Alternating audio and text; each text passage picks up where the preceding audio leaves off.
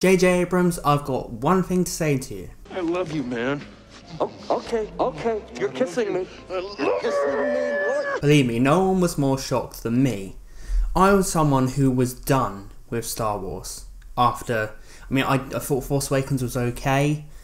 Last Jedi, I was done. Like, you could not get more done than me. I would have happily not watched this film. I was done. Like, you couldn't make me care about Rey, Finn, Kylo Ren, Poe. You couldn't make me do it. You could not. I despise these characters with a pure passion. But then obviously I ended up going to see the film because that's what you do with friends. You go to see films. And I went to see it and I was just expecting, I went, well, okay, let's watch this. I think I'll hate it or I'll just think it's okay. Let's hope for the okay. I came out and I know I'm in the minority.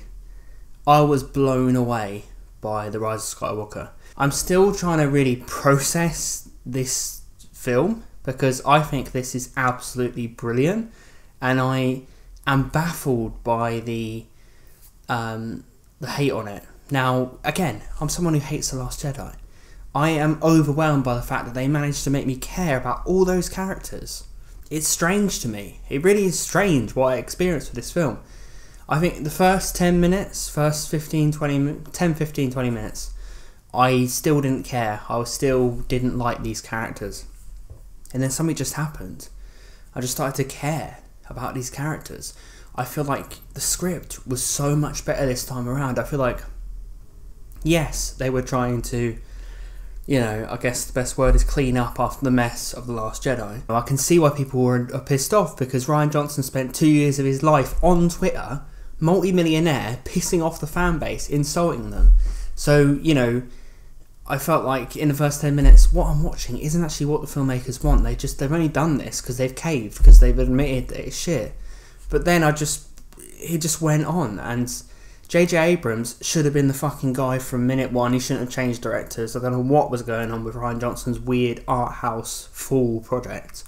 J.J. Abrams came back. The guy gets Star Wars. I really think he does. This film felt like Star Wars. This film had an incredible pace, constant action. The direction was brilliant. It had an epic spectacle to it. It was, in my opinion, everything great about Star Wars going on in front of me. Now, again, to make me care about these characters was such a feat. But in this film, these characters actually had things about them. They actually had character struggles and conflicts and interesting relationships. And I brought into the friendship. The characters were likeable in this. They weren't just token, bizarre characters that just said what needs to be said in a scene. They felt real. I felt like Rey in this was such a better journey. You actually see her training to get, how she got this good, which is a problem people had. You see her training. You see the conflicts she has with realising that she's got this force inside her that's actually different to, you learn it's actually different to any other style of the force there's been. Her relationship with Kylo Ren and her relationship to the Emperor in this. Obviously the Emperor's back in it. It's not a spoiler because everyone fucking knew. But I feel like her performance, Daisy Ridley, has got better. And I just feel like J.J. Abrams done really, really well. He compactly wrote the characters. He wrote them in a really precise way. It really does feel like he sat back and he actually thought about each character and went, right, how can I make these characters that people don't like interesting? And he took the key foundations of Star Wars, which is good people trying their best, dealing with conflict. It's one of those classic stories of all time, Star Wars. It's good versus evil, and that's all he had to do. You don't have to push a political agenda. You don't have to push a female agenda. Don't have to push a male agenda. Don't have to push agendas. You can just have characters who feel real and you want to root for. And this film is showing me that you can pretty much take any characters and make them great if you're good at writing. I really rooted for Rey in this. I think Daisy Ridley was a vast improvement on her acting in the other films, and I think she just had more to do. She had more to go through, and every time she had a struggle in her emotions, you actually felt it. This was a very heart-wrenching film at times. I am baffled that I cared about Kylo Ren because I despised the bloke. In Last Jedi, I absolutely despised the bloke. I really did. In this, the performance is better, the writing is better. He's more threatening when he needs to be. He's more cool when he needs to be. He's more entertaining. He's more sympathetic when he needs to be. Good lord, is he more sympathetic. And when it counts, the acting is really, really good. Poe and Finn are brilliant in this. You know, they're written heroically. You know, you can't not like these guys. I didn't like Finn in the previous film, but I like him in this. I just feel like the writing has improved tenfold, and the acting has improved tenfold. People watching this probably think I'm joking, because the hatred for this film is... You might as well... J.J. Abrams might as well have walked in and done a piss on your face, or, you know, just absolutely hated man. But I've got to give my hat to the guy, because he came back in after Rian Johnson drove off the fans in drones, and he took... This would have been, in my opinion, an outstanding film, even without it being a continuation on. So without it being a continuation on, it would have been a fantastic film. It's more of a fantastic film, the fact that he was managed to take a mess, a down-and-out corpse that was Last Jedi, and make something of that universe. I am blown away. Me and my friends who saw this film, we're blown away that J.J. Abrams managed to do that. It's incredibly impressive. I love J.J. Abrams' approach to the action directing in this. You know, he follows the characters. He puts you in the midst with the characters. He tracks the characters. He uses great wide shots of the characters. So it's not shaky cam. It's not, you know, you can always see what's going on. You're always involved. You're always on the battlefield with these characters. The space battles are incredible in this. Absolutely incredible. And how could I forget Lando, because he's involved in the space battles. Sod the guy from Solo. Billy Dee Williams is the true Lando and always will be. As soon as he's on screen, he makes you smile. And that's the effect that Lando should have. Lando was so good in this. Oh my god. And the original trilogy characters in this were used the best they have been used in this trilogy. They were used to perfection. This is exactly how you use them. Every character meant something from the original trilogy, and every character had their moment where they affected the story. Lando was just so true to that Return of the Jedi character when he swoops into action and saves people with a smile on his face. You've got a smile on your face. Billy Dee Williams still has that incredible charm in this performance. During the battle scenes, we really got to see Poe as he gets put into a position of power and he has to kind of take control.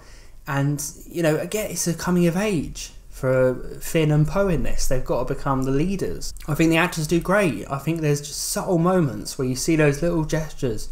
You know, and J.J. Abrams makes this concerted effort to actually make you... He doesn't just tell you. He shows you. Obviously, the Emperor's in this, and he is the shit. And I was literally...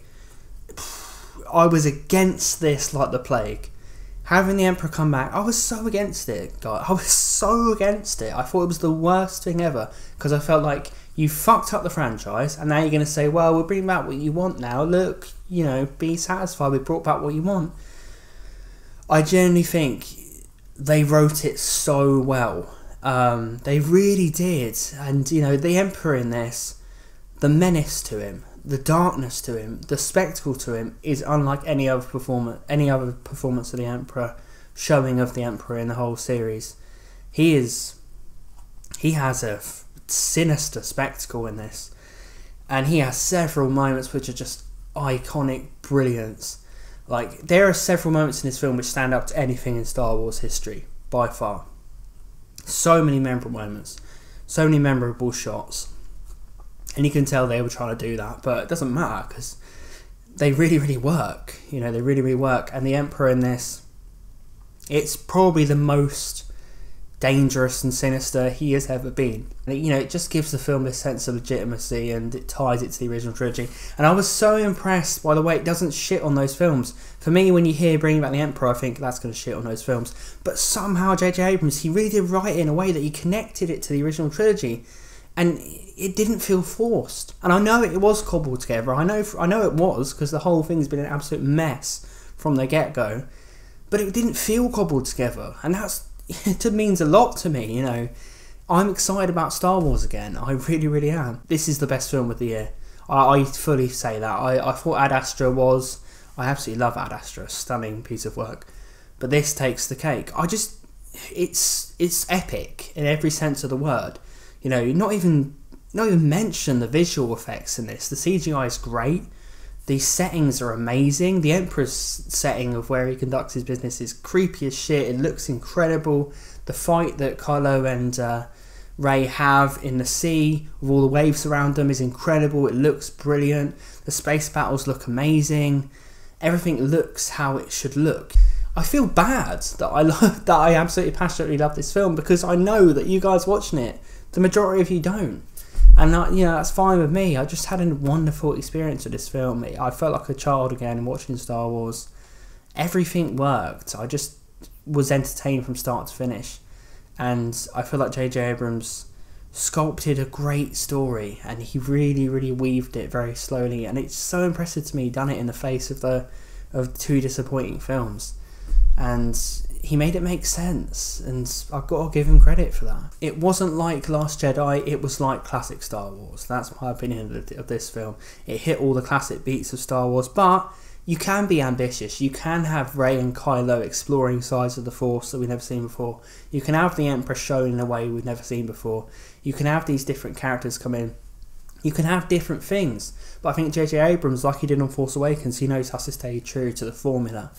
And he does, the familiar beats of the characters with the smiles on their faces, the moments of struggles, the moments of, moments like when Lando was soaring, laughing and happiness, and the little alien characters laughing and smiling. It all creates that world of Star Wars, which I feel was missing in Last Jedi. It's all here in Rise of Skywalker, in my opinion. So thanks for watching, everyone. I know I shouldn't apologise for my opinion, but you guys aren't going to be happy. I'm hoping that some people out there love the film as much as me. Let me know what you think of Rise of Skywalker in the comments down below. I fully respect if you hate the movie. I fully do. I just loved it. I really, really did love it. I might have to do more videos about it when I clear my head, really, really get my thoughts out there, because I'm still kind of in a state of shock. I still am. But I absolutely love Rise of Skywalker. Let me know what you think of it in the comments down below. Please subscribe to this channel if you enjoyed this video, and I will see you guys next time.